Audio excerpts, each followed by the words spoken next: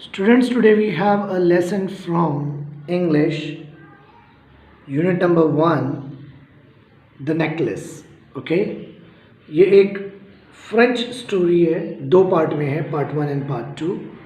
तो हम इसको दो पार्ट में ही करेंगे, दो वीडियो लेक्चर्स में करेंगे. ओके? पार्ट 1 में नेकलेस जो स्टोरी है ये एक गर्ल की स्टोरी है. आपके लिए मैंने यहाँ बहुत इंपॉर्टेंट वर्ड्स को अंडरलाइन कर दिया है जो साफ साफ नज़र भी आ रहा है.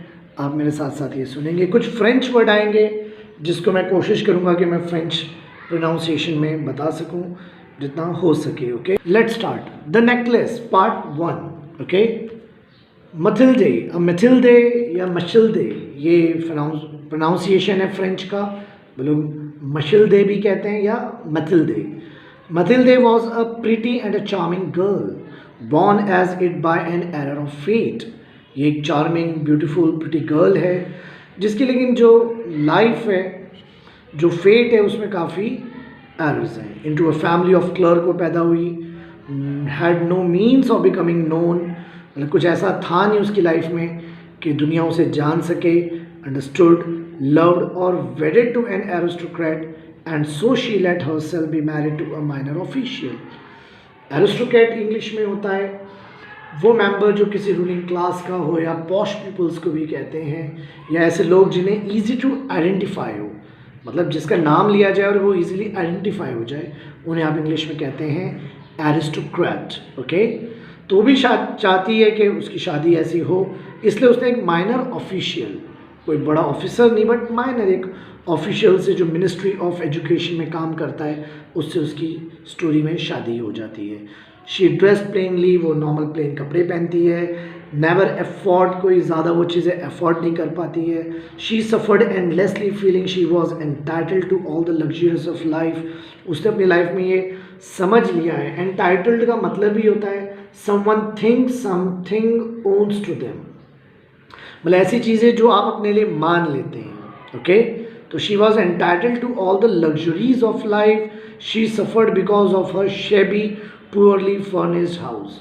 वो एक शेबी मतलब होता है कोई चीज़ पुअरली हो या काफ़ी ज़्यादा रफली हो. ओके, पुअरली फर्निश्ड हाउस में वो रहती है. All these things that another women of her class would not even have noticed tormented her and made her resentful.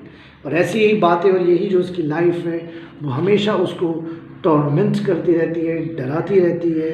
And made her resentful, और यही उसके अंदर एक हेट, रिसेंट, अपोजिशन है. She dreamed of a grand palatial mention. उसने dream तो कर रखा था कि मुझे कोई ग्रैंड पैलेशियल मतलब होता है कोई पैलेस, लाइक अ पैलेस थिंग्स, जो बड़े कोई मैंशन, कोई महल with vast rooms उसमें और inviting smaller rooms और फिर perfumed for afternoon chats with close friends, और फिर वहाँ बैठे और अपने फ्रेंड्स के साथ आफ्टरनून में चैटिंग करें.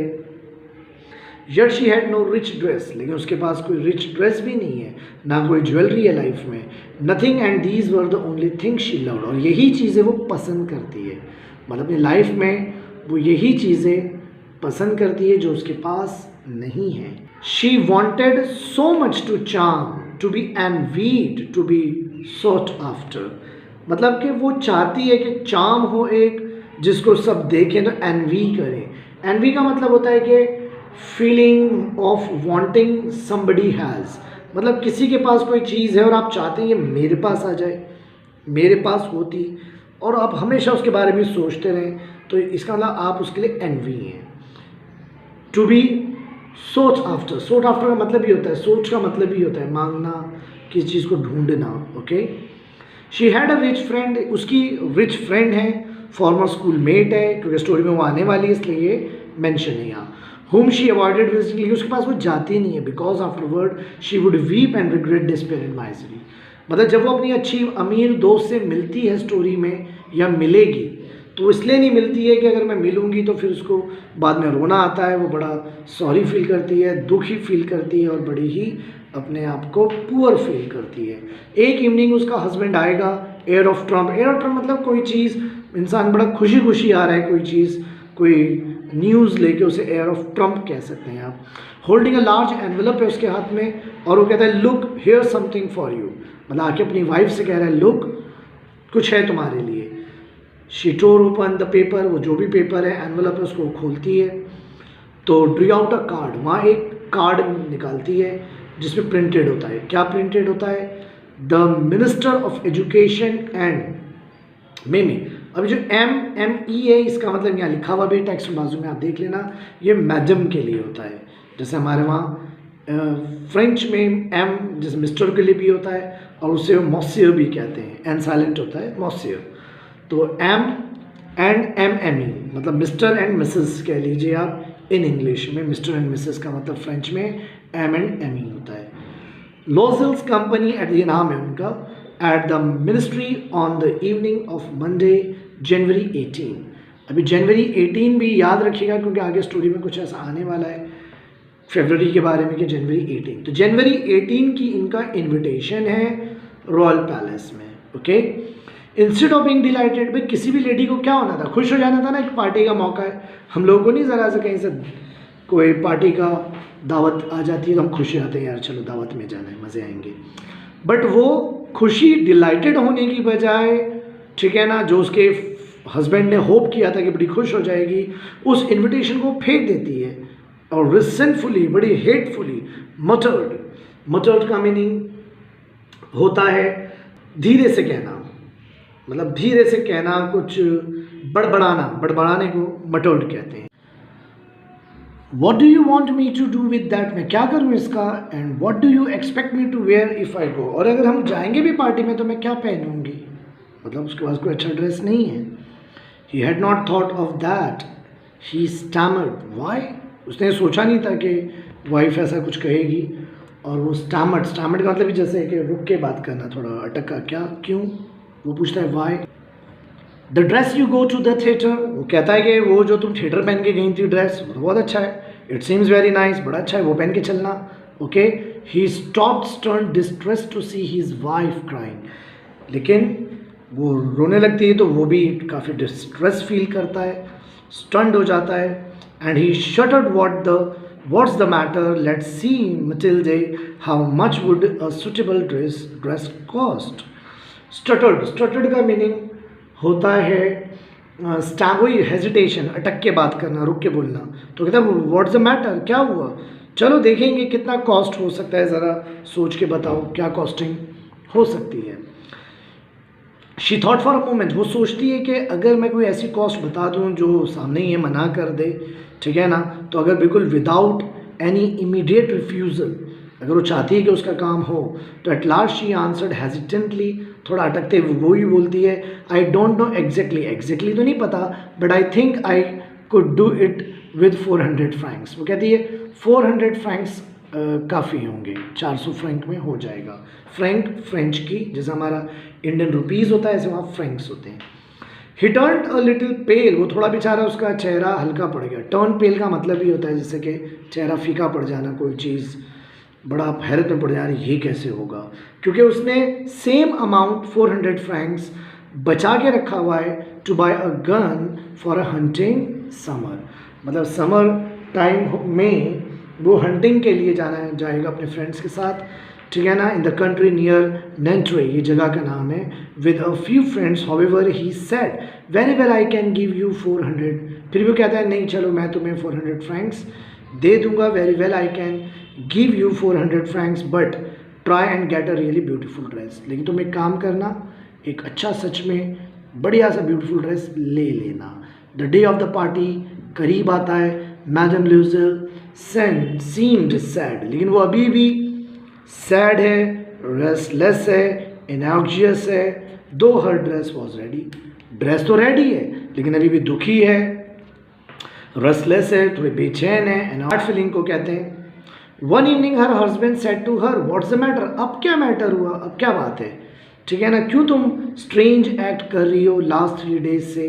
तो वो रिप्लाई करती है, she replied I am upset, मैं इसलिए अपसेट हूँ, I have no jewels not a single stone to wear, dress का अरेंजमेंट तो हो गया बट मेरे पास ज्वेलरी नहीं है।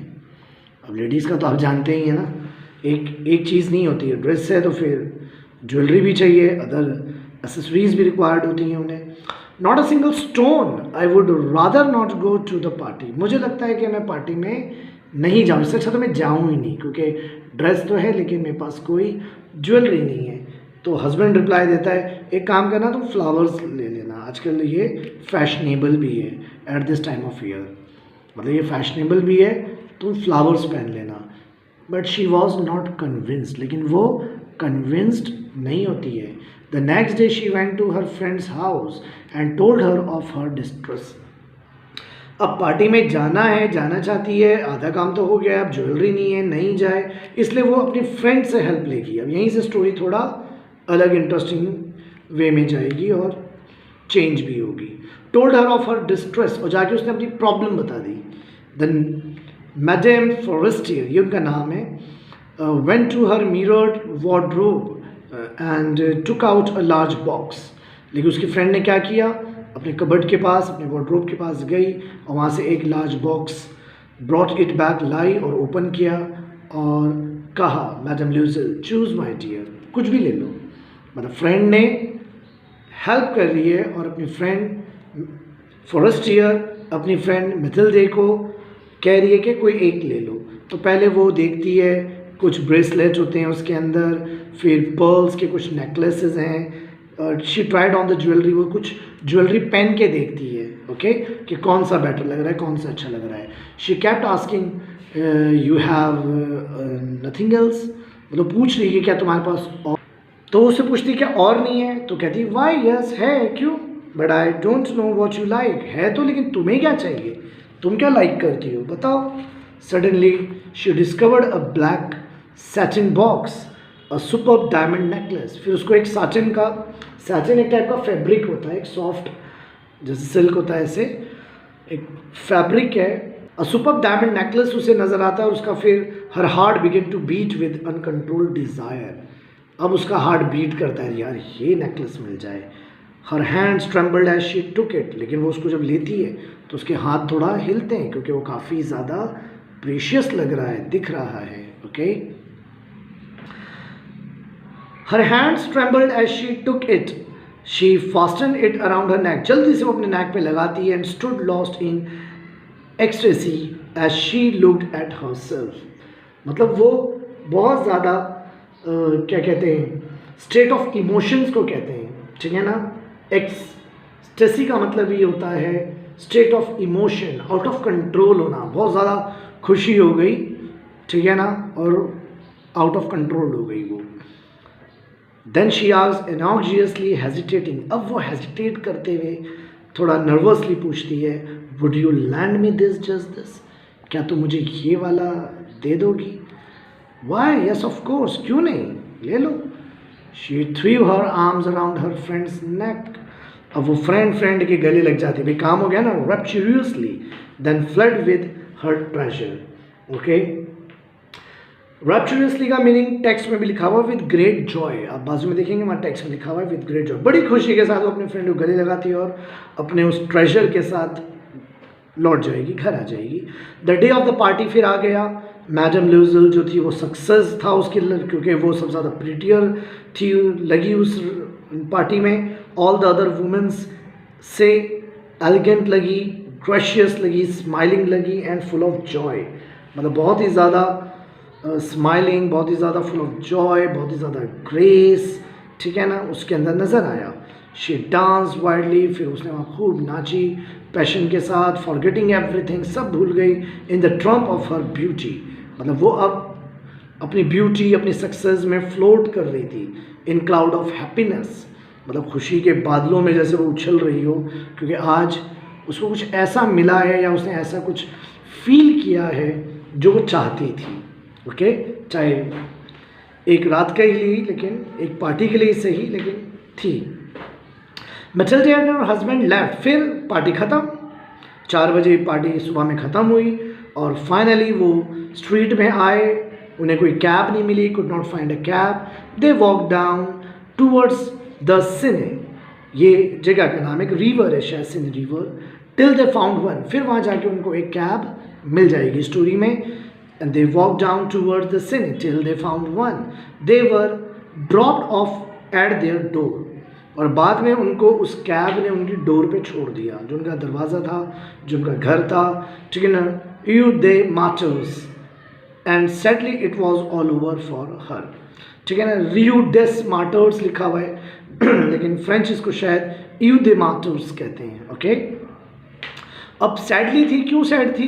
क्योंकि पार्टी ओवर, अब पार्टी में गई, मज़े किए, लेकिन अब ख़त्म ना वो जॉय, वो सारा फन ओवर हो गया. In front of the mirror वो आती है, अपने आप को फाइनल एक लुक में देखती है, her self in all her glory, पूरी अपनी एक स्प्लेंडरस अपने आप को देखती है ग्लोरी के साथ. But suddenly she uttered a cry, लेकिन अचानक वो ज़ोर से चिल्लाती है. She no longer had the necklace round her neck. मतलब पार्टी से तो आ गई, खुशी है, सब है, लेकिन वो नेकलेस जो फ्रेंड का लेके गई थी वो उसके नेक में नहीं होता है. जब वो मिरर में आके देखती है, हस्बैंड आके पूछता है what is the matter. She turn towards him panic stricken, बिल्कुल घबराहट के साथ चिल्ला के बोलती है. पैनिक स्ट्राइकन का मीनिंग भी लिखा है वहाँ, sudden feeling of a fear, डर के मारे, घबरा के.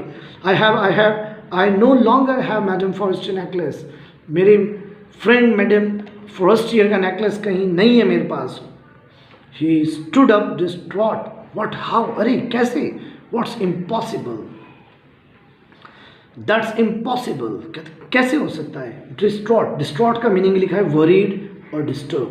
तो this is all about your part 1, जिसमें नेकलेस नाम का एक स्टोरी है जो हम पढ़ रहे हैं, जिसमें एक गर्ल है जिसका बचपन से ही कोई ज़्यादा फॉर्च्यून अच्छा नहीं रहा है. वो एक कैसी लाइफ जीना चाहती है, लेकिन वो लाइफ उसको नहीं मिली है, और उसको एक पार्टी में जाना है, तो उसके लिए वो अपने ड्रेस का अरेंजमेंट तो उसका हस्बैंड कर देता है, लेकिन उसके पास ज्वेलरी नहीं है जो उसकी फ्रेंड उसको देती है, एक प्रीशियस ज्वेलरी. ओके, और वो ज्वेलरी, वो नेकलेस डायमंड का उसने खो दिया है.